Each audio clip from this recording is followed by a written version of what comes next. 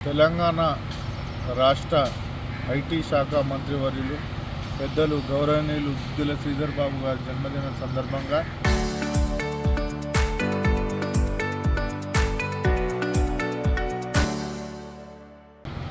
నేను శ్రీధర్ బాబు సార్ గారికి అభిమానిగా ఏ రకంగా తనకు జన్మదిన సందర్భంగా ఏ రకంగానైతే నేను విషెస్ చెప్పాలో అని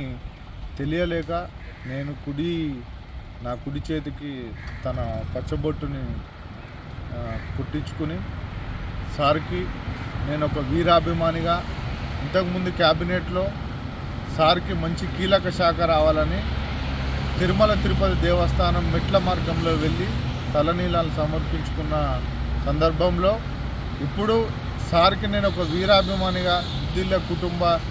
కుటుంబానికి ఒక అభిమానిగా నేను ఈరోజు సార్ కోసం నేను పచ్చబొట్టు కొట్టించుకోవడం జరిగింది. నేను ఎల్లకాలం సార్కి రుణపడి ఉంటా. నేను